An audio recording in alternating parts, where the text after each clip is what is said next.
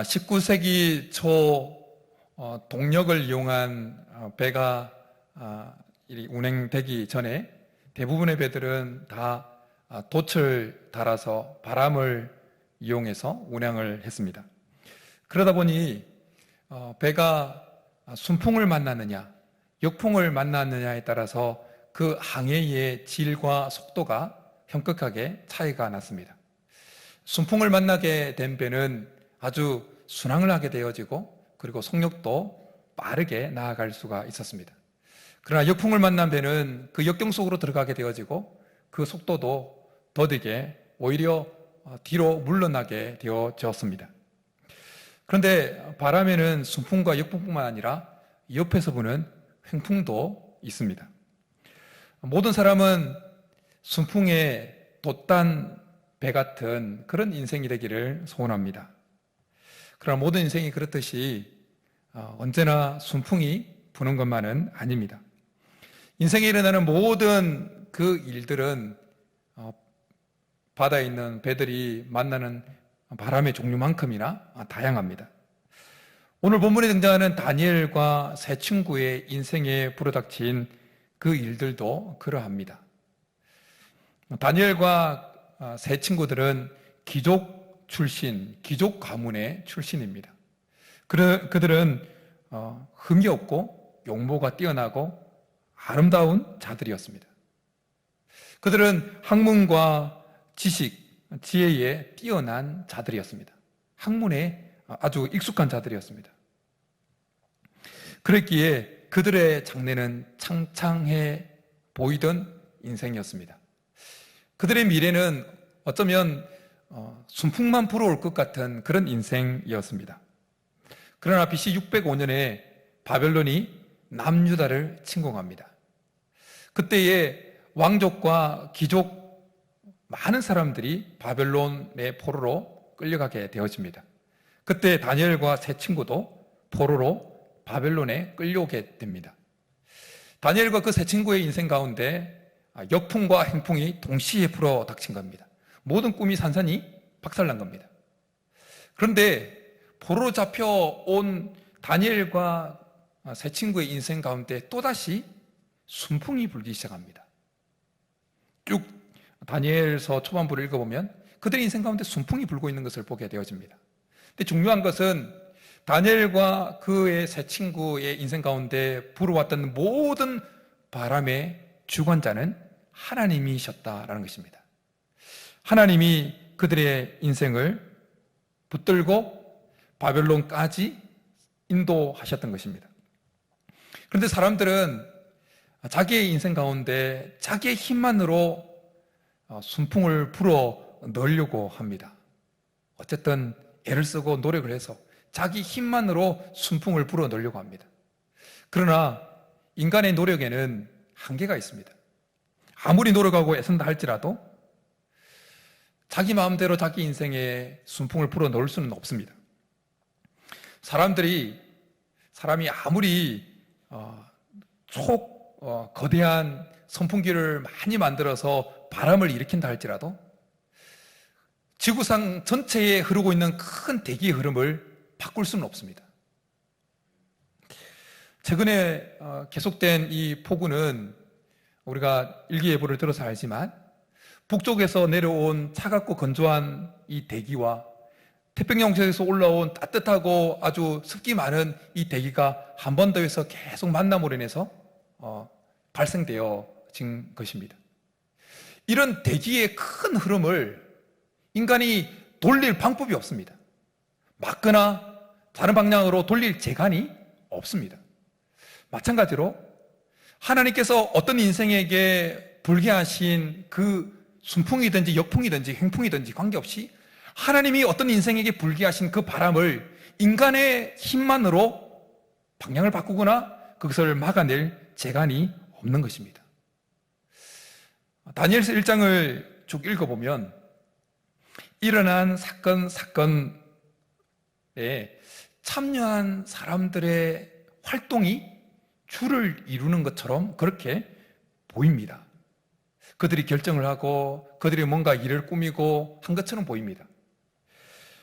그러나 사람들의 그 활동의 결과를 언급하는 부분에서는 모두가 주어가 하나님입니다.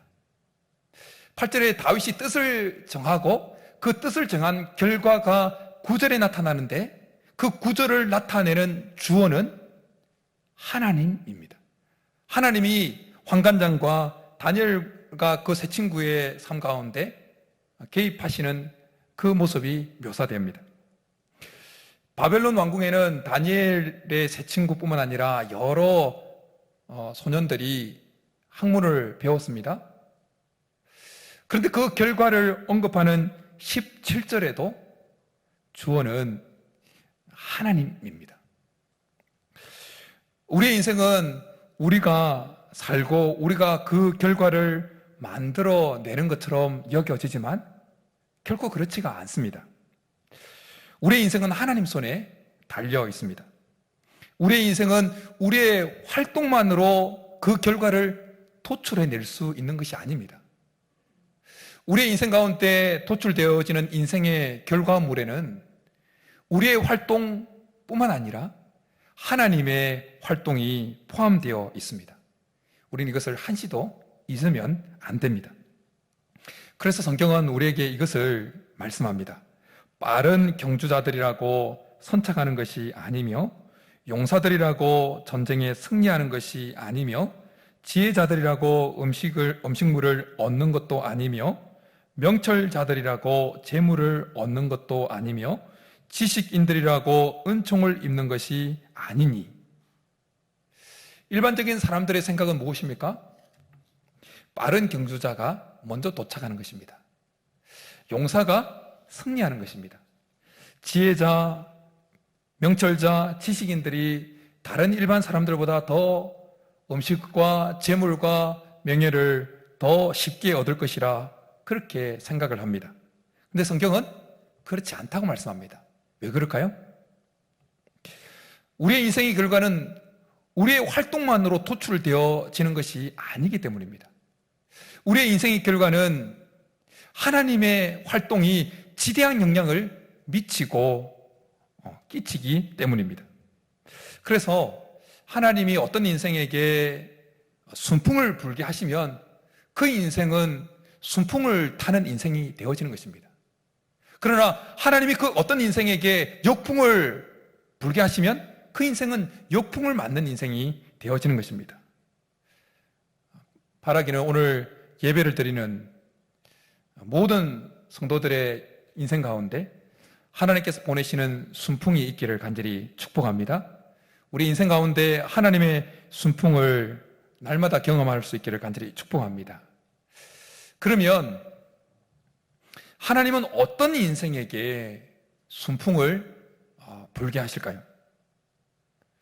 우리는 어떻게 하나님께서 불게 하시는 순풍을 경험하면서 정말 순항하는 인생이 될 수 있을까요? 오늘 다니엘을 통해서 우리에게 보여주시는 그 한 비결은 이것입니다. 하나님의 뜻대로 살겠다고 뜻을 정하는 것입니다. 하나님의 뜻대로 뜻을 정하는 것, 이것이 하나님의 순풍을 경험하는 비결이다라는 것입니다. 하나님께서 성도된 우리에게, 우리의 삶에, 우리의 인생에 순풍을 불게 하시는 그 목적을 잘 생각해 보면 이건 이유가 너무나 자명합니다. 하나님께서 우리에게, 성도된 우리에게 순풍을 불게 인생의 순풍을 불게 하시는 그 이유가 뭘까요? 목적이 뭘까요? 세상으로 떠내려가게 하기 위함일까요? 우리 혼자 잘 먹고 잘 살게 하기 위함일까요? 아닙니다. 하나님께서 우리의 인생 가운데, 성도된 우리의 인생 가운데 순풍을 불게 하시는 이유는 우리가 더욱더 하나님 뜻대로 더 살아가도록 힘주시고 독려하고 격려하기 위해서입니다. 그러기에 우리가 하나님 뜻대로 살겠다고 결단하는 것 그 자체가 하나님께서 우리에게 순풍을 불게 하시는 그 목적과 방향과 일치하는 것입니다.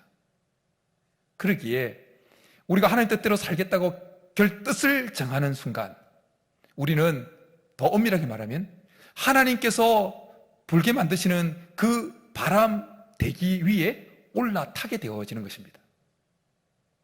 바람을 거스려서 가는 것은 힘들지만 바람을 타고 가는 것은, 그 바람 방향과 함께 타고 가는 것은 편한 것입니다. 우리가 하나님 뜻대로 살겠다고 뜻을 정하는 그 순간 우리의 인생은 하나님께서 흘러보내는 그 대기 흐름과 같은 방향을 그렇게 타게 되어지는 것입니다. 현재 우리의 삶에 어려움이 있을 때, 우리의 삶에 하나님께서 보내시는 순풍이 다가오기를 원한다면 우리가 해야 되는 것들 중에 하나는 하나님의 뜻대로 살겠다고 뜻을 정하는 것입니다. 그리고 현재 우리의 삶에 순탄하고 있을 때 하나님께서 부르주시는 그 순풍이 계속해서 우리의 삶에 지속되기를 원한다면 또한 마찬가지로 해야 될 것이 있습니다. 그것은 계속해서 하나님 뜻대로 살겠다고 뜻을 정하는 것입니다. 사실 다니엘이 하나님의 뜻대로 살겠다고 뜻을 정할 때 그렇게 상황이 좋은 상황만은 아니었습니다. 어려운 상황이었습니다. 그의 신분은 포로였습니다. 그랬기에 그가 바벨론 왕이 지정한 그 음식을 거부하겠다고 한 것은 그의 생명에 위협이 될 수도 있습니다. 위협을 가져오는 행위일 수도 있었습니다. 그리고 그가 왕궁에서 누렸던 포로민이지만 왕궁에서 누릴 수 있던 그 모든 특권을 박탈당하게 만드는 행위일 수 있었습니다. 쉽지 않았습니다. 하지만 다니엘은 왕이 지정한 그 음식들 중에 자기를 더럽힐 수 있는, 자기를 부정하게 만들 수 있는 그 음식을 먹지 않고 자기를 더럽히지 않겠다고 뜻을 정합니다. 그럴 때 어떤 일이 일어납니까? 하나님께서 환관장으로 하여금 다니엘에게 은혜와 긍휼을 얻게 하십니다. 시험을 열흘 하고 난 이후에 다니엘과 그 세 친구들의 얼굴이 더 좋아 보이게 만드십니다. 사실 상식적으로 생각할 때 채식만 10일 동안 한 사람과 산의 진미가 다 가득한 것을 10일 동안 먹은 사람, 그 얼굴의 윤택이 어떤 사람에게 더 나아야 되겠습니까? 산의 진미가 가득한 음식을 먹은 사람의 얼굴에 윤택이 더 나야 되는 것이 정상입니다. 그런데 오늘 성경은 오히려 채식만 한 다니엘과 그 친구들의 얼굴이 더 윤택했다, 더 아름다웠다, 그렇게 더 좋아 보였다 말씀합니다. 하나님이 하시면 되는 것입니다. 하나님이 마른 뼈에도 말씀 주시고 생기를 불어넣으시면 군대가 되어지는 것입니다. 하나님께서 하시면 죽은 자도 살아나는 것입니다. 하나님께서 하시면 가난한 자도 부하게 되는 것입니다. 하나님께서 하시면 약한 자도 강하게 되어지는 것입니다. 하나님께서 우리 성도들의 인생 가운데 하나님께서 놀랍도록 역사하여 주셔서 하나님 뜻대로 살겠다고 뜻을 정하는 모든 인생 가운데 하나님께서 다니엘에게 베풀어 주셨던, 다니엘의 친구들에게 베풀어 주셨던 그 은혜를 베풀어 주기를 간절히 축복합니다. 17절에 보면 하나님이 내 소년에게 학문을 주시고 모든 서적을 깨닫게 하시고 지혜를 주셨다, 그렇게 말씀합니다. 조금 전에 말씀드렸던 것처럼 바벨론 궁전에는 다니엘과 그의 세 친구들만 학문을 배우고 있는 것이 아니었습니다. 여러 나라에서 총명하다고 하는, 똘똘하다고 하는 소년들을 다 포로로 잡아와서 교육을 시키고 있었습니다. 그들은 3년 동안 훈련을 받았습니다. 3년 동안 그렇게 똘똘한 애들이 와서 훈련을 받았으면 어떻게 됩니까? 그들도 기본적으로 더 많은 학문과 지혜와 명철을 가질 것이 뻔합니다. 그런데 성경은 그들에 대해서는 일절 언급이 없습니다. 다니엘과 메드락과 사드락과 메삭과 아벳느고 그들의 4명의 이름만 언급합니다.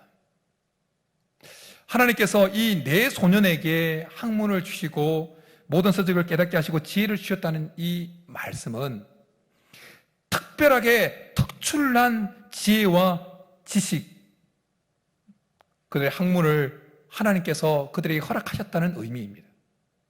똑같은 반에서 똑같은 선생님에게 배우는데도 하나님께서 은혜를 베푸시면, 하나님께서 하시면 타의 추종을 불허하는 탁월함을 가질 수 있게 되어진다라는 것입니다. 하나님께서 뜻대로, 하나님 뜻대로 그렇게 살겠다고 뜻을 정한 다니엘과 그 친구들에게 이런 은혜를 베풀어 주셨습니다. 네, 말씀을 묵상하다가 한 가지 재미있는 사실을 발견했습니다. 그것은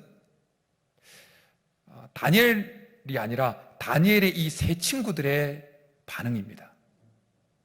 다니엘이 뜻을 정했습니다. 뜻은 다니엘이 정했어요. 그런데 뒤늦게 다니엘의 그 세 친구들도 다니엘이 하나님 앞에 자기를 더럽히지 않겠다고 뜻을 정한 그 뜻에 동참을 했다는 겁니다. 늦게 동참을 했는데도 하나님께서 동일하게 다니엘에게 베푸셨던 그 은혜를 그 친구들에게도 베풀어 주셨다는 것입니다. 말씀을 들으면서 내가 이 나이에 무슨 이제 또 하나님 뜻대로 살겠다고 뜻을 정하겠는가? 그냥 살아온 대로 살지, 그런 생각을 하지 말아야 되는 것입니다.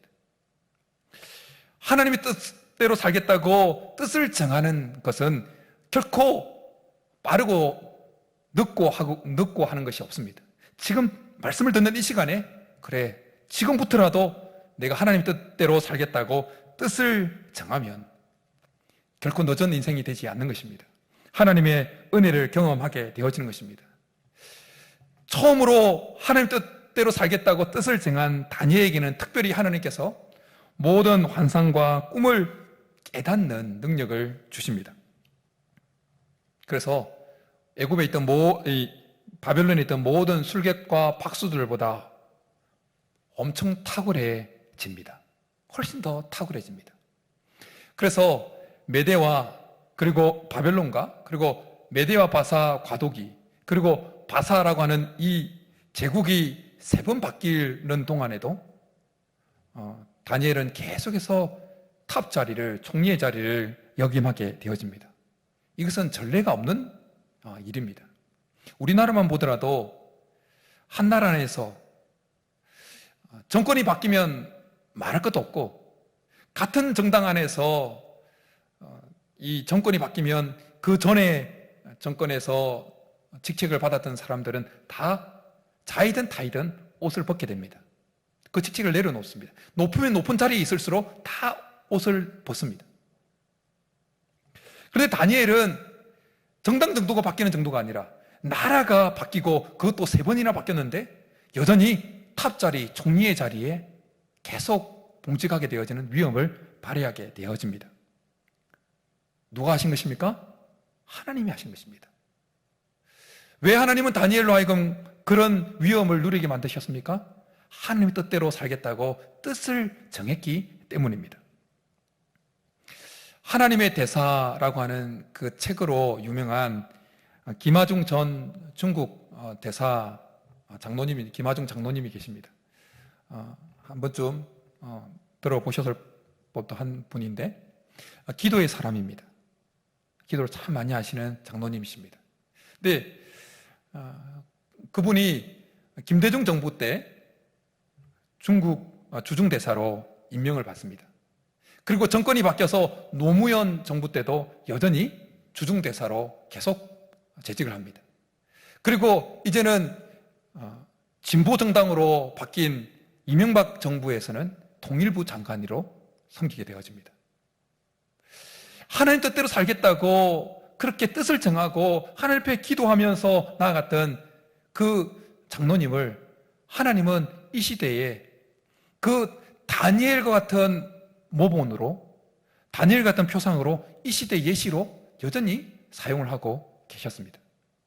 하나님의 뜻대로 살겠다고 결단하면 하나님 오늘도 그 결단한 인생 가운데 그런 은혜를 베풀어 주시는 것입니다. 지난 주 중에 우리 모두가 들었던 것처럼 서울과 경기 그리고 인천 지역의 모든 대면 예배, 교회의 대면 예배가 금지되는 조치가 발표되어졌습니다. 그 발표가 되고 난 이후에 얼마 후에 제 마음속에 이런 생각이 떠올랐습니다. 본문을 묵상하고 있었기 때문에 좀 비약적으로, 비약해서 지금 우리가 처해 있는 상황은 마치 바벨론의 포로로 끌려왔던 다니엘과 이 세 친구들이 처한 상황과 얼추 비슷하구나 라는 생각을 좀 비약적으로 하게 되었습니다. 7절에 보면 다니엘과 그의 세 친구들은 자기들의 본명을 계명당합니다. 사드락, 메삭, 아벳느고, 그렇게 바벨론식 이름으로 계명당합니다. 바벨론 제국은 그들을 끌고 와서 그들의 이름을 계명시키면서 그들 속에 있는 여호와 하나님의 신앙을 없애보려고 했습니다.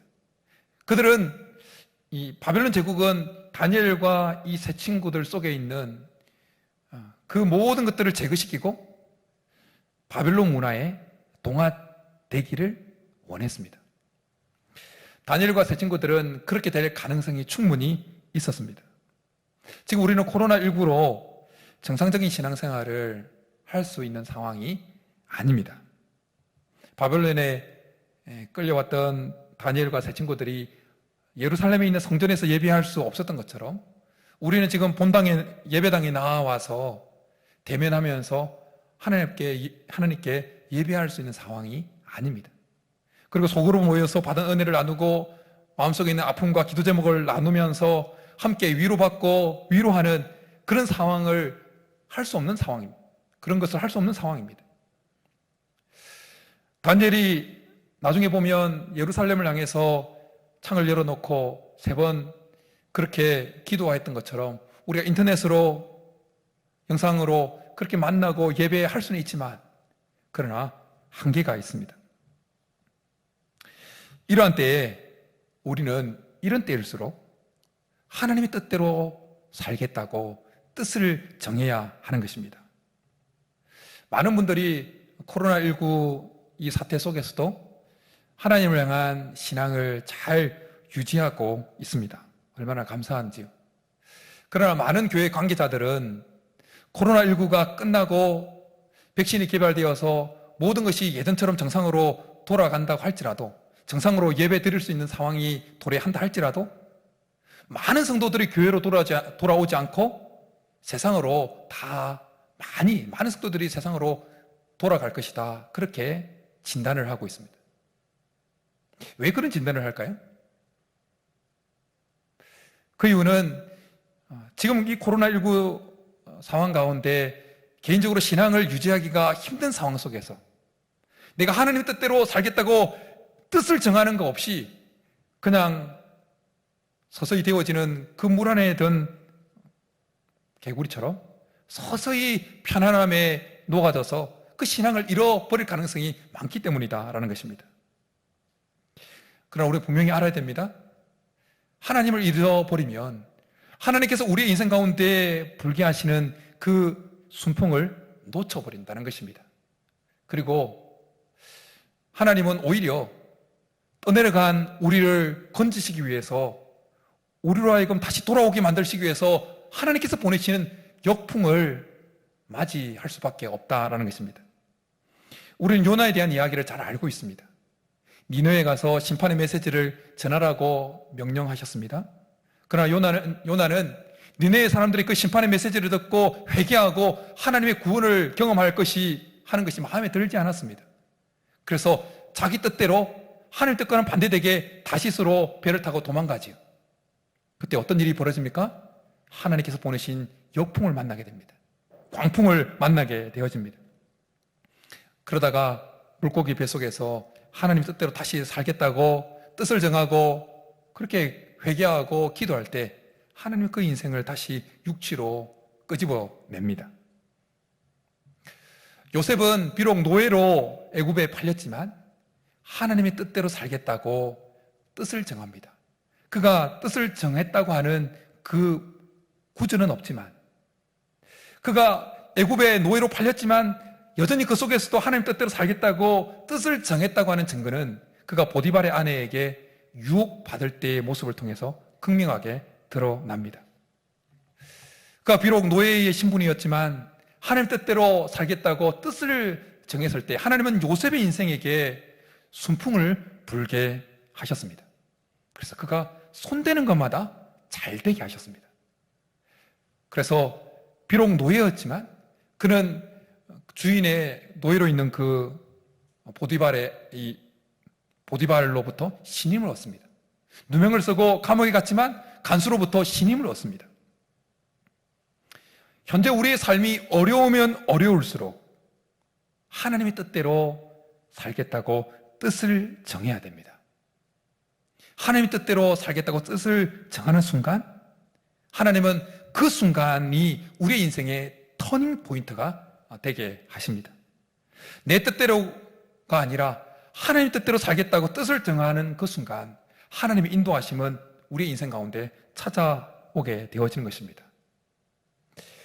가끔 애들이 이야기를 한데도 까먹고 또 집에서 물어요. 이제 꼬마 애들이. 아빠 어릴 때 꿈이 뭐였어요? 물어요. 그럼 제가 대답합니다. 아빠는 꿈이 없었다.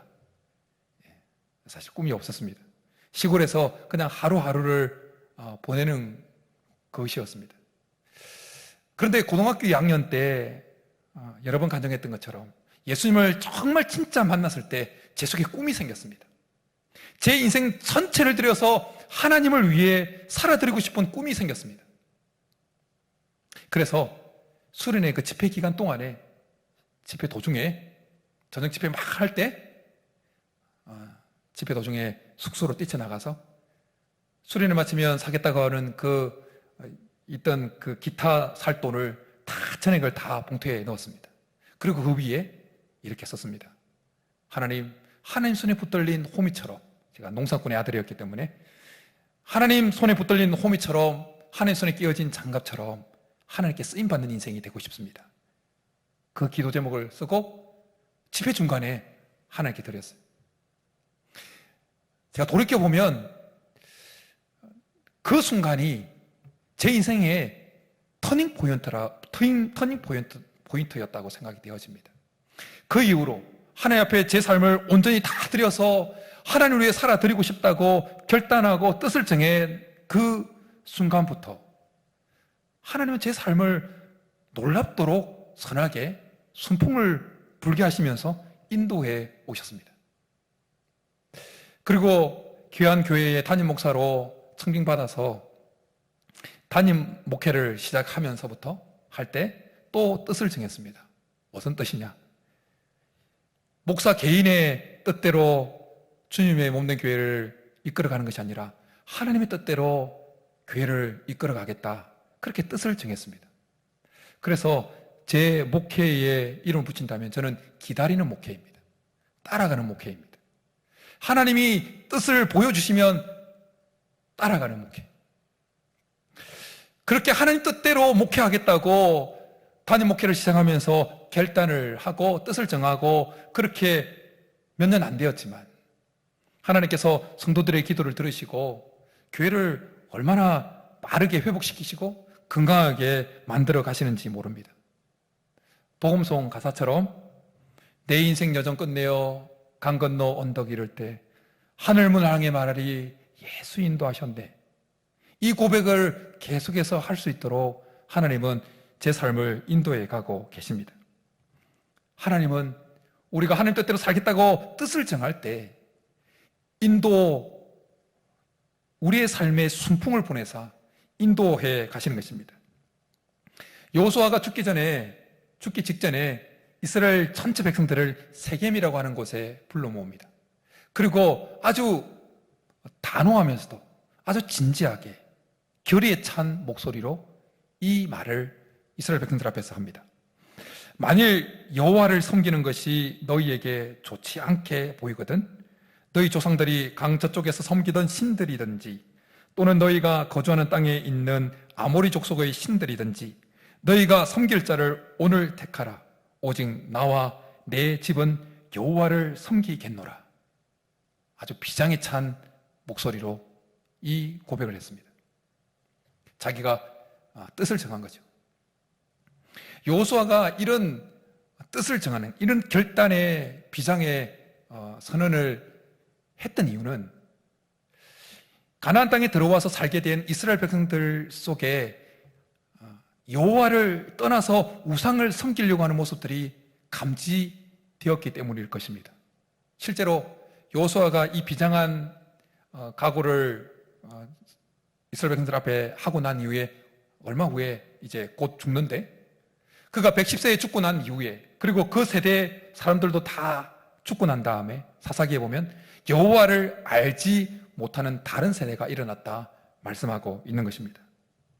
그래도 그나마 탑 리더였던 여호수아가 나와 내 집은 여호와만 섬기겠다고 그렇게 뜻을 정하고 결단을 함으로 인해서 나머지 몇십 년 동안만이라도 이스라엘 백성들이 하나님의 인도하심을 받게 되어졌습니다.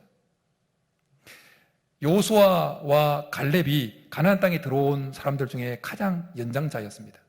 가데스 바네아 사건 때문에 그때 계산으로 20세 이상 되는 자들은 다 광야에서 죽었기 때문에 여호수아와 갈렙과 그 세대 사람들 사이에 최소 갭은 나이 차이는 20세 이상 났습니다.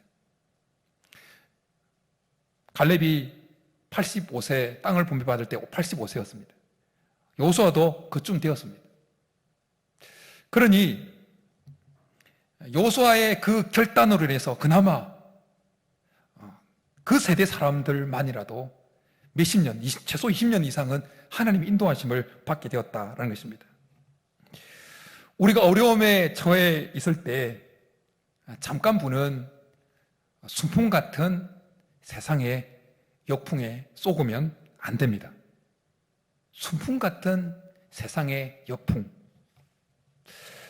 그것에 속지 말아야 하나님께서 보내시는 진정한 하나님께서 보내시는 순풍을 타는 인생이 될 수가 있습니다. 사실 하나님 뜻대로 살겠다고 뜻을 정할 때 느끼기에 여러 가지 우리의 삶에 불편할 수 있습니다. 마음대로 결정하고 하다가 이제는 하나님 뜻대로 살겠다고 결단하고는 그 하나님 뜻을 물으면서 가야 하기 때문에 깝깝할 수 있습니다. 마음대로 팍팍 하다가 하나님 뜻대로 살겠다고 결단했기 때문에, 뜻을 정했기 때문에 뭔가 삶에 제지를 당한다는 느낌을 받습니다. 그런 불편함을 느낄 때 사탄 마귀가 우리에게 와서 속삭일 수 있습니다. 너 마음대로 해. 우리에게 찾아와서 순풍 같은 이 세상의 역풍을 불면서 너 마음대로 해. 속 시원하게 하라고 속삭일 수 있습니다. 하나님 뜻을 저버리고 우리 마음대로 하라고 속삭일 수 있습니다. 그 속삭임이 넘어가면 큰일 납니다. 에덴 동산에서 그렇게 아담과 하와를 속였던 그 사탄 마귀의 전략은 오늘도 유효합니다. 니네 마음대로 해라. 너가 하나님같이 선악을 분별하는 자가 될 것이다. 그렇게 유혹했던 사탄 마귀는 우리에게 와서 동일하게 그런 유혹을 합니다. 근데 아담과 하와가 자기에게 다가온 순풍 같은 세상의 역풍을 경험하고 그것에 속아서 결국 에덴 동산에서 쫓겨나게 되어집니다. 사도행전 27장에 보면 바울을 압송하는 로마로 향하던 배가 결국 자초하는 사건이 기록되어 있습니다. 그들이 항해하던 시기는 겨울 초입이었습니다. 그렇기 때문에 간신히 그 배가 미항이라는 곳에 다다르게 됩니다. 바울은 지금 더 이상 항해할 수 없다. 더 이상 항해했다가는 이 배뿐만 아니라 자기 생명까지도, 우리들의 생명까지도 타격을 입을 것이다. 그렇게 선주와 백부장과 선장에게 이야기를 합니다. 그러나 그 미항은 머물기에, 겨울을 하기에 불편했다고 성경은 기록하고 있습니다. 그래서 선장과 백부장과 선주들은 좀 더 큰 베닉스라고 하는 항구에 가서 겨울을 하기를 원했습니다. 그렇게 옥신각신하고 있는 동안에 그들이 원하는 남풍이 잠깐 붑니다. 그러니까 성경에는 그들이 뜻을 이룬 줄 알고 닻을 올려서 항해하기 시작했다 말씀합니다. 그런데 그렇게 항해하자마자 유라굴라가 광풍을 만나서 배가 완전히 깨어져 버리죠. 말씀을 준비하는데 이 모습이 생각이 났습니다. 불편함을 벗어나고자 잠깐 불어오는 그 남풍에 속아서 닻을 올리고 항해를 했던 그 배는 결국 파손되게 되어진 것입니다.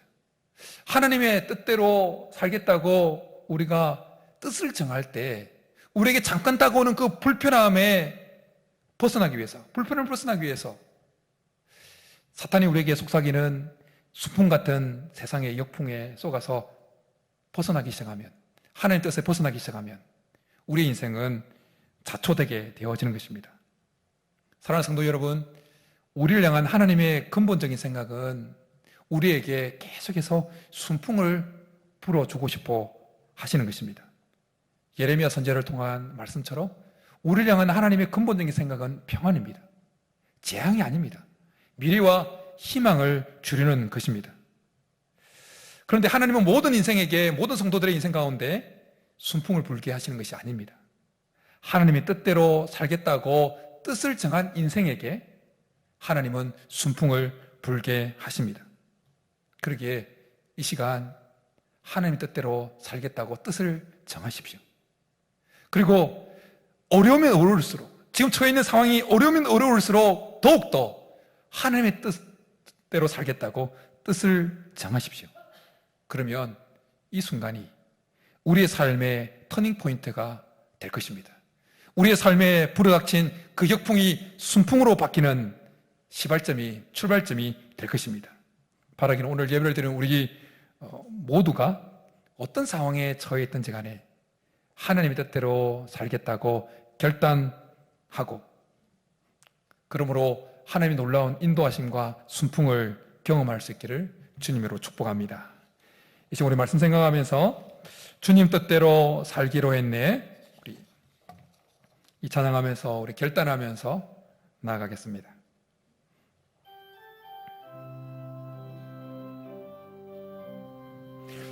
주님 뜻대로 살기로 했네, 주님 뜻대로 살기로 했네, 주님 뜻대로 살기로 했네, 뒤돌아서지 않겠네. 이 세상 사람 날 몰라줘도, 이 세상 사람 날 몰라줘도, 이 세상 사람 날 몰라줘도 뒤돌아서지 않겠네. 세상 등지고 십자가 보내, 세상 등지고 십자가 보내, 세상 등지고 십자가 보내, 뒤돌아서 우리 1절부터 한 번 더 고백합니다. 주님 뜻대로 살기로 했네, 주님 뜻대로 살기로 했네, 주님 뜻대로 살기로 했네, 뒤돌아서지 않게. 이 세상 사람, 이 세상 사람 날 몰라줘도, 이 세상 사람 날 몰라줘도, 이 세상 사람 날 몰라줘도 뒤돌아서지 않겠네. 세상 등지고 십자가 보내, 세상 등지고 십자가 보내, 세상 등지고 십자가 보내, 뒤돌아서지 않겠네. 이 시간 우리 말씀 생각하면서 한 번 더 결단하며 나가겠습니다.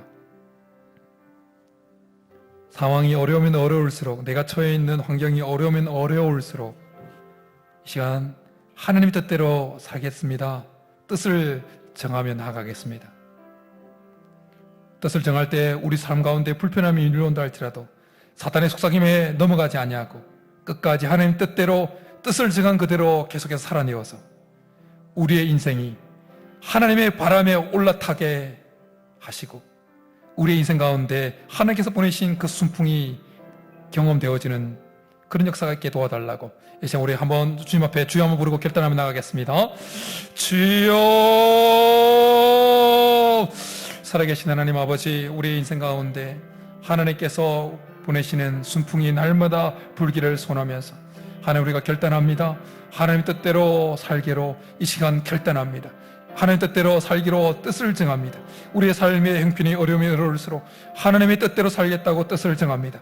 다니엘처럼 하나님 뜻대로 살기로 작정하고 결단하고 뜻을 정하오니 하나님 이 마음 변찮게 도와주옵시고 어떤 상황 속에서 이 세상 사람이 몰라준다 할지라도 세상 사람들이 모른다 할지라도 하나님 끊임없이 하나님 뜻대로 살겠다고 결단함으로 하나님께서 보내시는 놀라운 순풍을 경험하는 인생이 되게 하시고 하나님의 그 순풍 위에 올라타는 인생이 되게 도와주옵소서.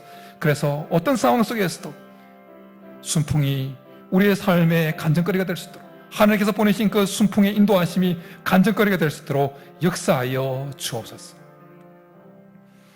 살아계신 하나님 아버지 감사합니다. 이 시간에 한 번 더 주님 뜻대로 하나님 뜻대로 살기로 뜻을 정하고 결단하오니 이 결단, 이 뜻 정함이 변치 않도록 은혜를 베풀어 주옵소서.